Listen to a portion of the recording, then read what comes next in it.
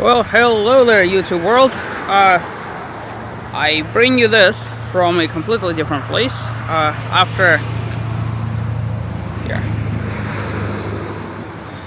After exploring Key Largo a little bit, I've determined that there's really nothing to do at all in the north portion, with the exception of the botanical park. I decided to record the entire hike, so feel free to watch that video. It's actually quite interesting, especially if you've never been out there before. So, the reason why I stopped in Tavernier, behind me, over there, that neck of the woods, my family and I have stayed time and time again for many years. And so, what ended up happening, unfortunately, the original owners sold Atlantis Bay Resort, and the new owners, being bastards, decided to jack up prices to unbelievable proportions, which is why the last couple of times my family and I actually took travel trailer and now a Class C RV up here. But that being said, there is one location that I want you guys to remember from this trip. It's called Key Lime Pie Factory. Now, every place in the Keys claims that they have the best key lime pie. I could tell you, just by going to the Keys for so many years, no, that's not the case. Some of them are better, some of them are worse. Like, for example, if you go to Key West, you get the better ones. But out here in the Keys, out of all the places that we've tried key lime pie, this place up here is the knees of the bee. Now, I'm not being sponsored by them. This is just my personal opinion of them. They have this really cool giraffe logo. That's how you could find them. They're in Tavernier. Let's see, it's a Harbor View Drive, in case you want to know. The corner of Highway 1 and Harbor View Drive.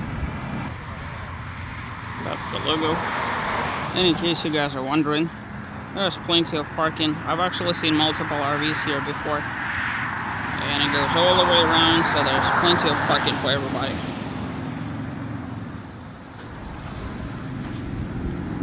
One thing I always liked about this place is that as soon as you enter,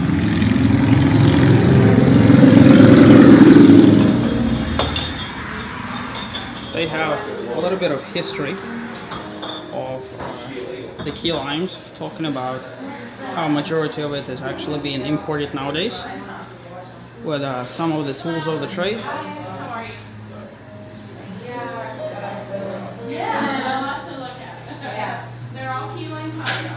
And then, in addition to everything, they also sell all of this deliciousness. My sister, having a sweet tooth for stuff, every time we come here, she buys like half of it.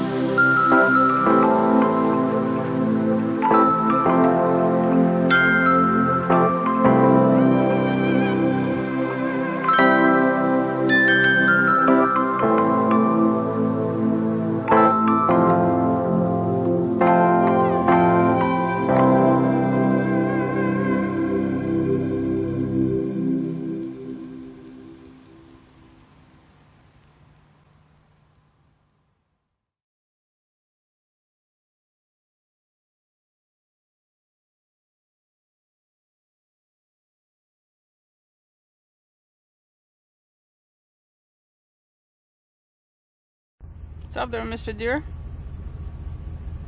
He is like, what is going on? I have never seen that before.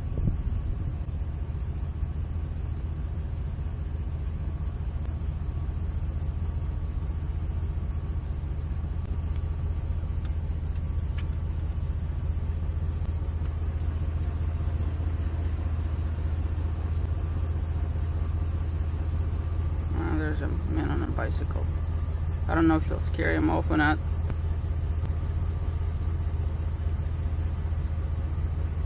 Look at this guy.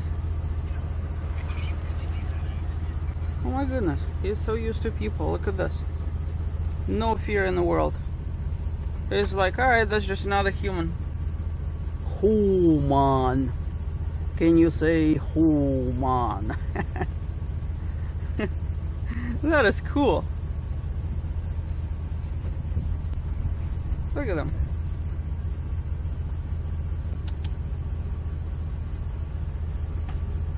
What's up, Mr. Florida Deer?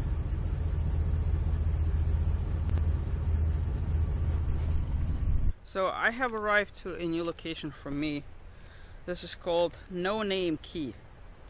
Smell here is absolutely atrocious.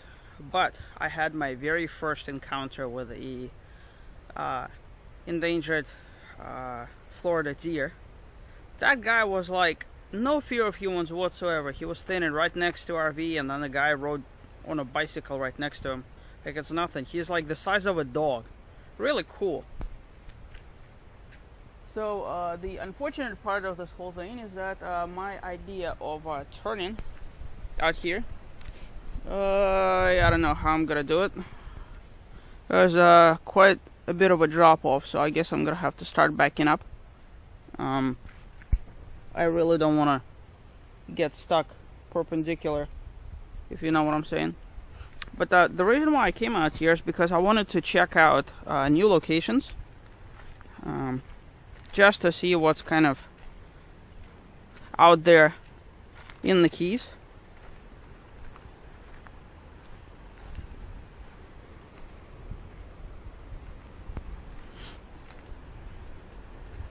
No Name Key is oh, the wind picked up again. I guess there goes my drone flying. I've woo! Look at that. Look at this. Well, from a standpoint of uniqueness, this sure is definitely worth a quick stop. Swimming, I don't know about that. I mean, if you look at all this gobbledygook over there. And of course, in a typical Florida Keys fashion, it is windy, like you wouldn't believe it.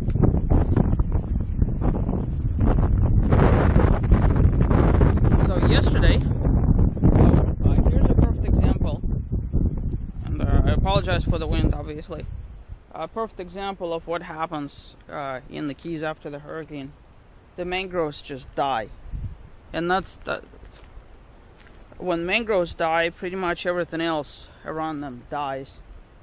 And if you take a look at my beautiful RV, see how everything is kind of luscious here coming back? If I pan the camera this way,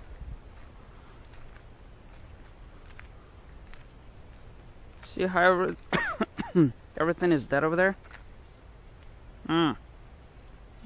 And so as everything rots underneath of it, the smell here is just something out of this world, that's for sure. Howdy folks. So I am in what could only be described as, am I even in the Keys kind of place? I did not expect at all Big Pine Key to be a typical Florida habitat. There's, if you look around me, there's nothing but palmetto, palm, and all sorts of scrub type land habitat. Really bizarre. You'd never think this out here in the Keys, but there it is.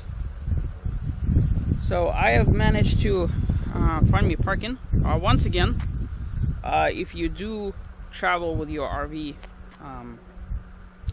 there's plenty of parking spaces like behind me where if they are full, you're not going to be able to get in and out.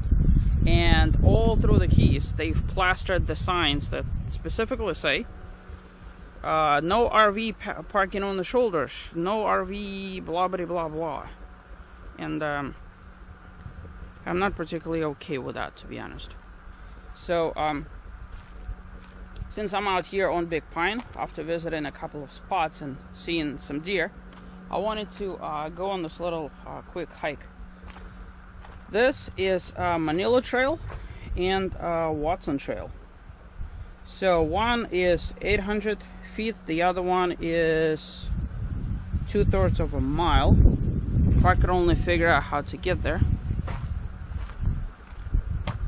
Okay, so they're right next to each other. Good. Let's go on a quick trip.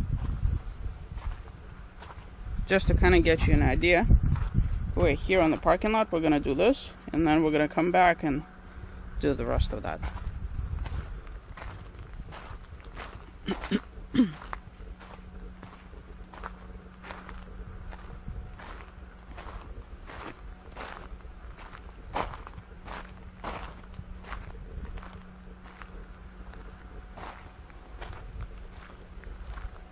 It is really interesting when you see tops of the trees. There's a very common theme here on Big Pine. I don't know if it's to do with Hurricane Irma or whether it was just the way that it is, but here on Big Pine Islands, they're missing tree canopy, that's for sure.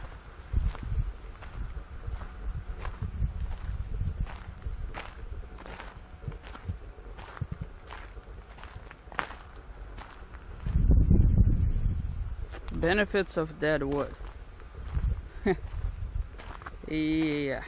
The tree is a very valuable resource to the forest. It provides life in its infancy, in its juvenile state, mature state, and even in its death. There's all sorts of things that still make homes in the fallen trees. Even the birds of prey.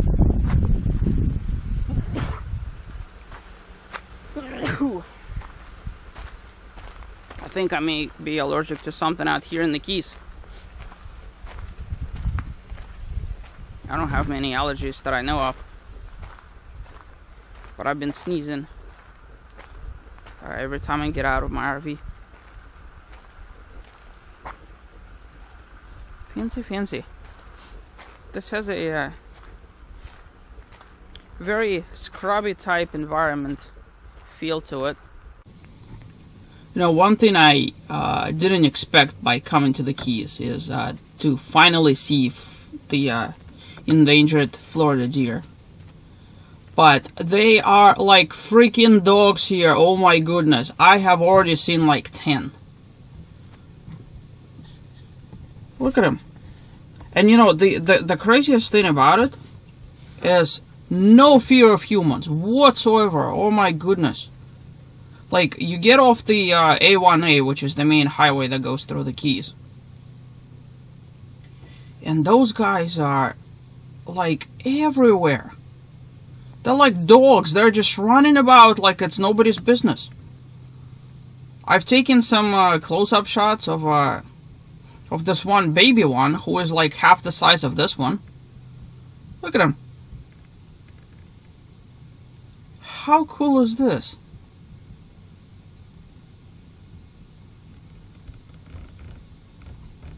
Look at him, he's like, I am Mr. Deer. I got stuff to do. Look at this guy.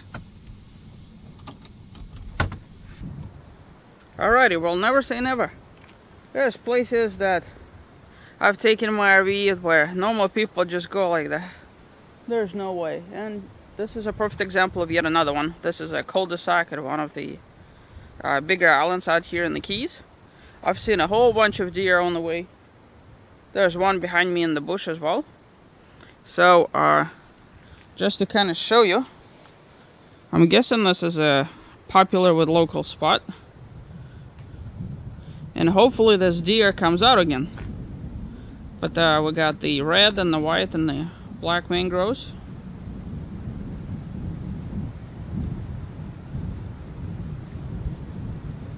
Really beautiful out here.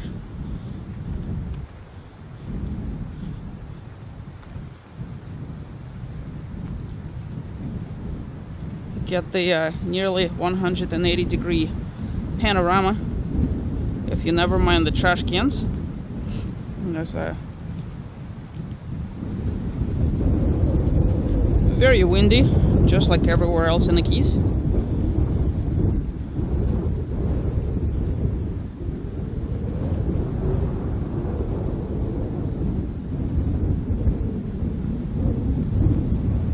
Hi.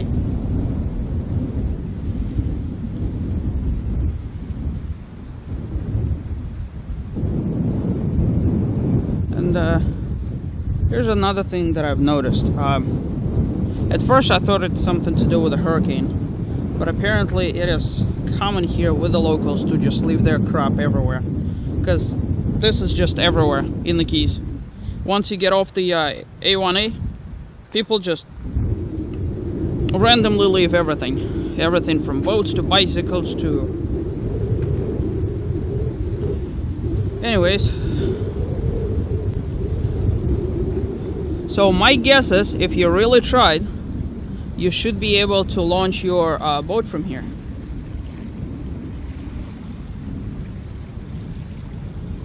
Well, you know, obviously camera doesn't do it justice, but I'm gonna see if I could show you something. Way off in the horizon there, you could see an island full of dead mangroves. Well off in the horizon there, nothing but dead mangroves. Nothing but dead mangroves. Nothing but dead mangroves. Nothing but dead mangroves. Even there. That's the power of the hurricane. And you know, the interesting thing is that Florida really is a narrow state, and Keys especially are even more so. So all that the hurricane have done was just come and gone. I mean, it was here and there in like 2 seconds, and all of it is just crazy, absolutely crazy. And think about all the animal species, especially you know, just about anything that couldn't escape or find shelter, that perished.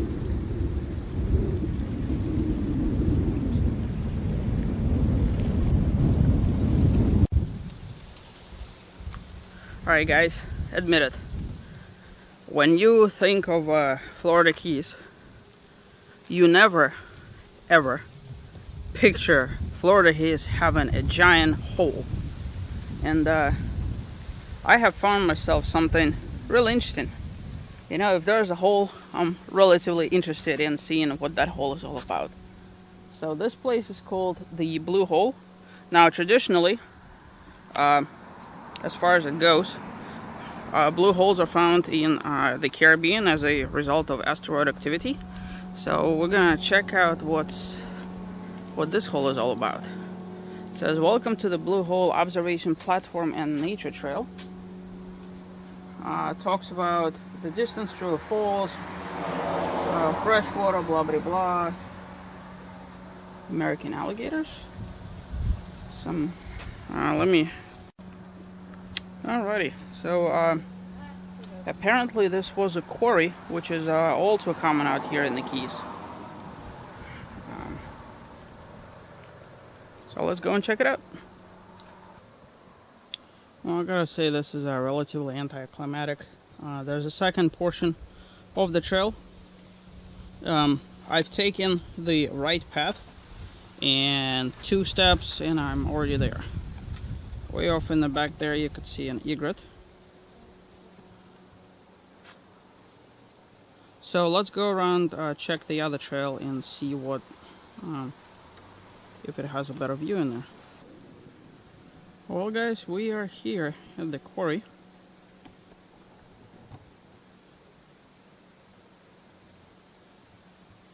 Let's take a peek. Look at the Mr. Alligator over there trying to hide.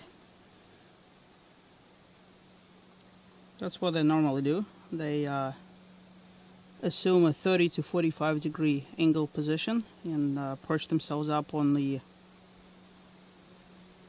soil underneath. Excellent swimmers. Look at this guy. Out here in this crystal clear lake, you can see them in perfect clarity. Out where I normally kayak, water is murky and you just see the top of their head, maybe the back at best. Look at the web feet over there. They're made to assistant swimming. Majority of his propulsion is actually in his tail.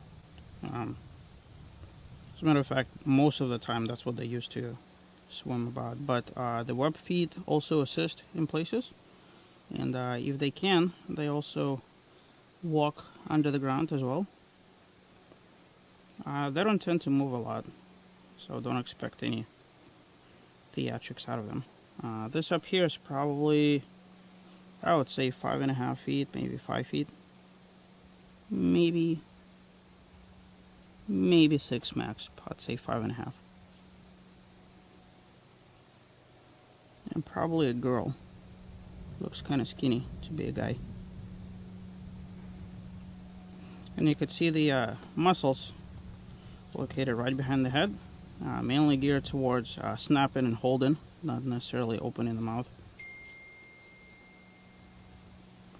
Which is why when they capture them, they typically just tape the snout with regular tape.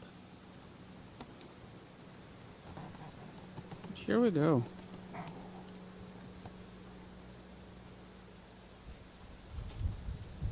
Let's go check out the other overlook. Sorry for all the noise. I had to crank up my generator.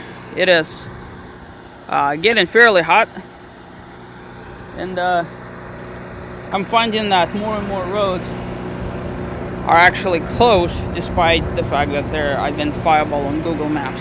So there's that component. But in this one little nook, let me see if the camera can even find them. Lurking between all of the bushes over there, there's like 20 different birds. And you'd never think that they're there unless you look. Look at this. We got a whole bunch of ibises.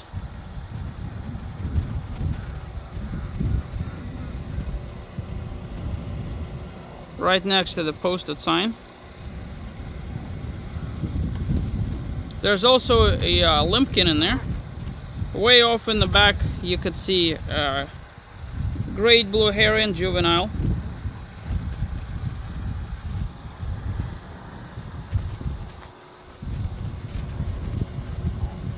And another one.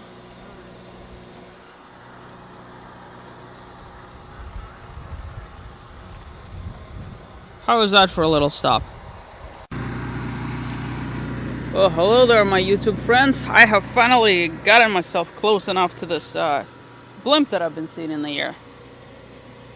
Right there. And my dash camera has picked up a second one that they have in there. The one on the ground is massive. I'm guessing it's the same one.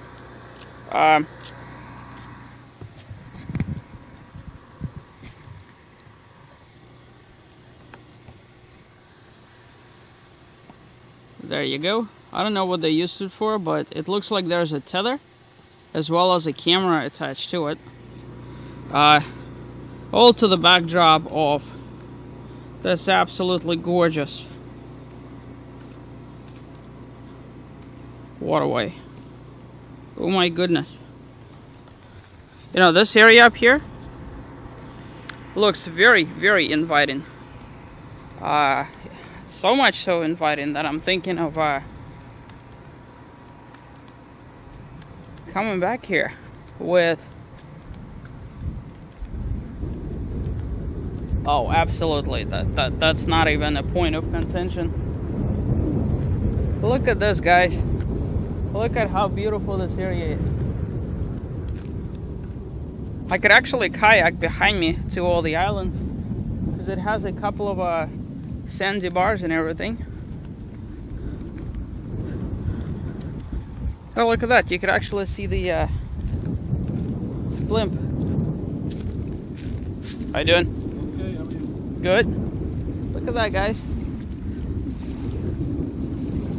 That is a big blimp. But yeah, I guess if I could launch my kayak, I should be able to hit all the other islands in there. Camp out at the sandbar, and actually there's a couple of people doing that right about now. Let me see if I could.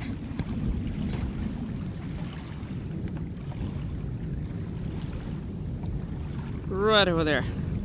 Tell me this isn't a cool place. Guess you could go snorkeling here as well. Oh wow. Absolutely. Taking my family out here. That is a given.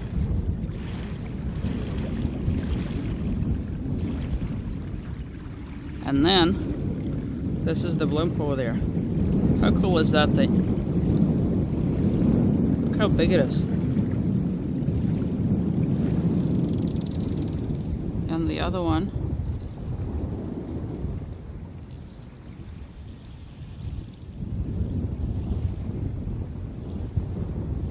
Come on, camera, get it in focus. There's the other one.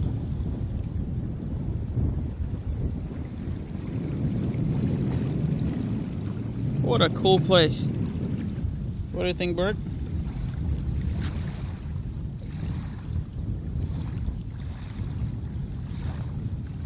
Yep, Paris.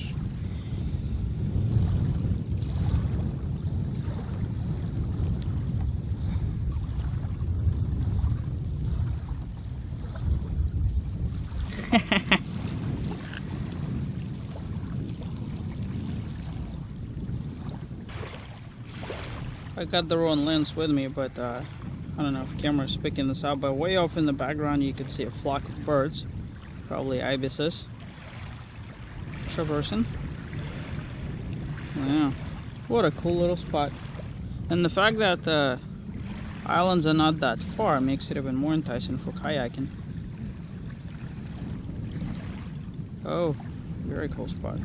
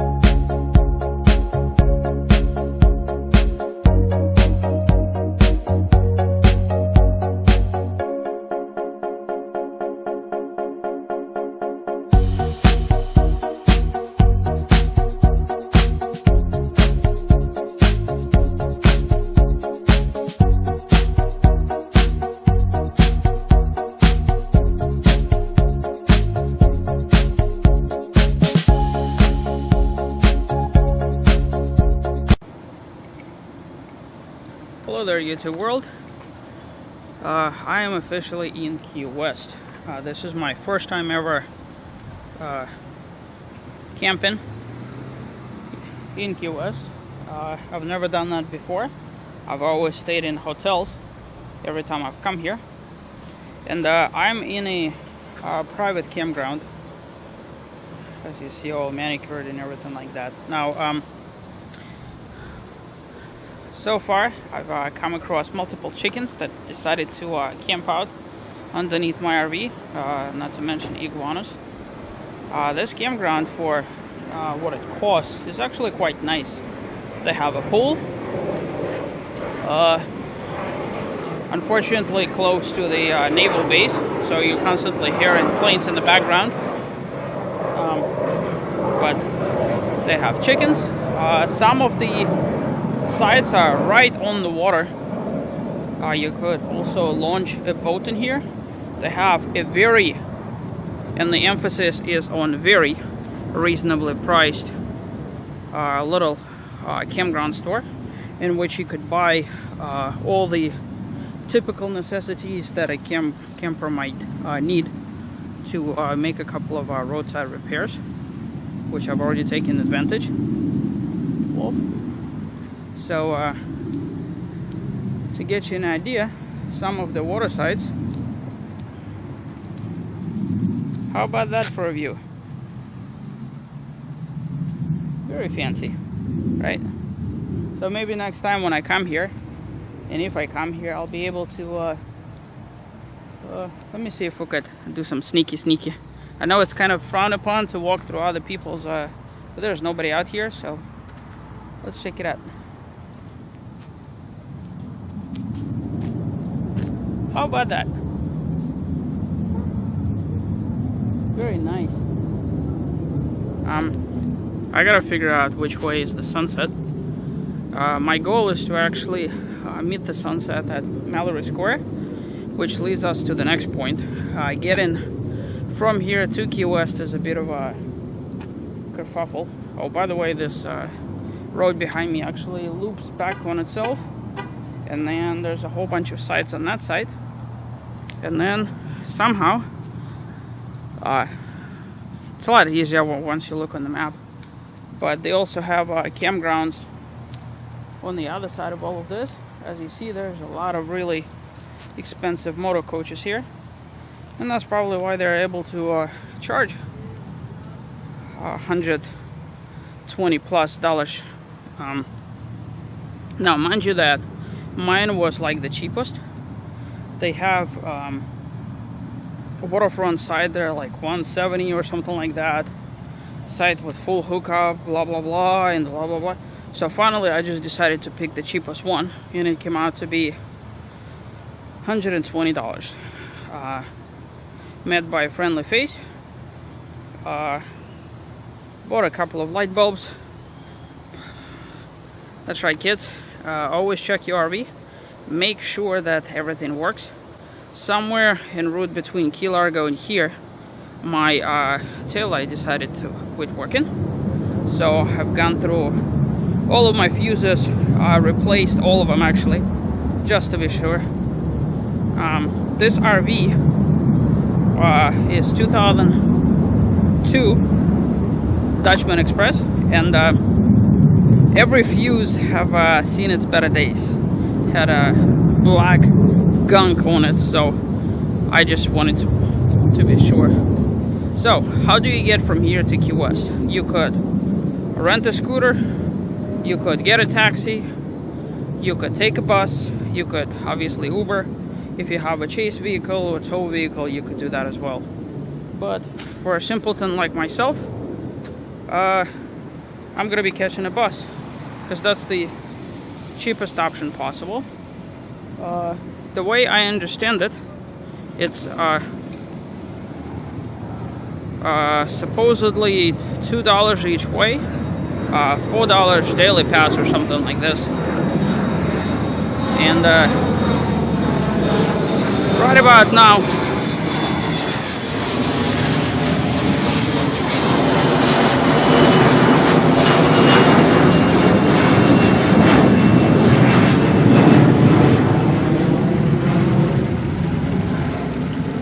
that, by the way, is inescapable out here in Key West.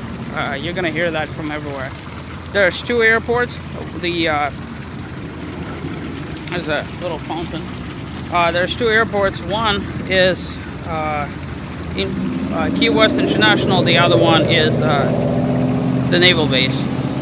And yes, like I was saying, right about now, I am extremely jealous to people that can tow, because this is one of those things where you just hop and go. But then you have the other paradox, which is, let's say that you do I'll show you a little bit more of the campground. Let's say that you do have a chase vehicle. Okay. So with a chase vehicle,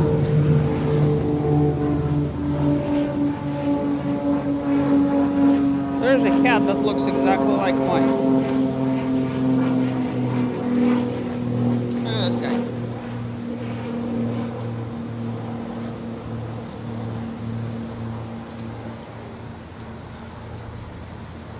So yes, the parking situation in Key West itself, absolutely atrocious. So there's the flip side of the coin.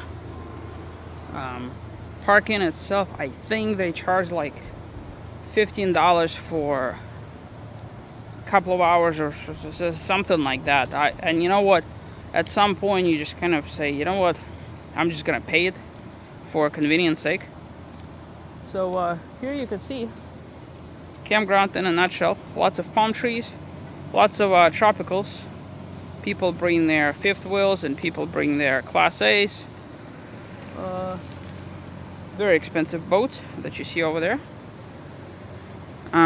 As for the bus situation, apparently it only goes every 45 minutes or so. So my goal is to catch it, which is like a block away from here, and then it takes like 45 minutes to get to town. No big deal. I'm a cheap bastard, so we're just gonna have to wait.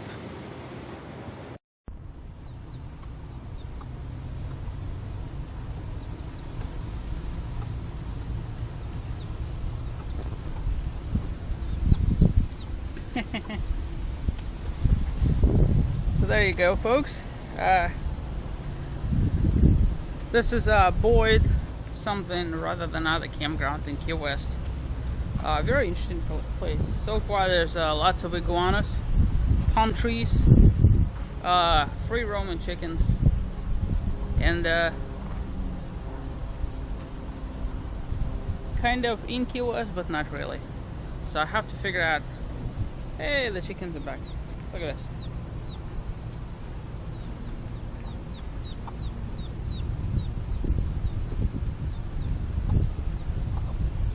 Synchronized chicken team.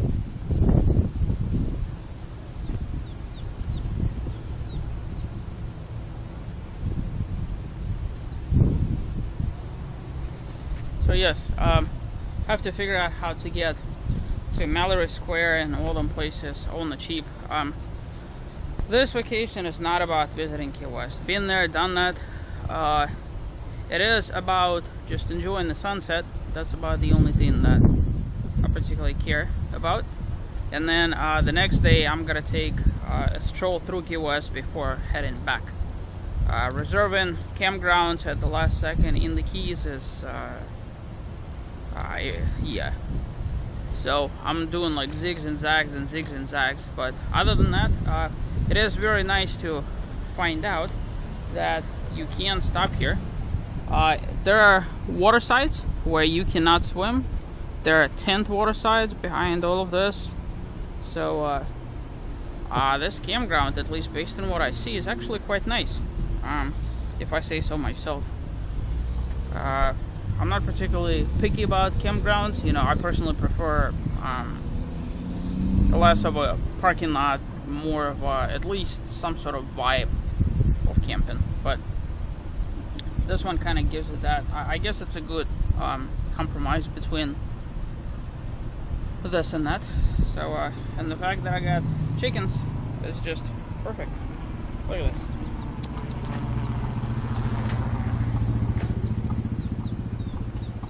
Mama covering the baby, and the baby knows exactly what to do. Look at this.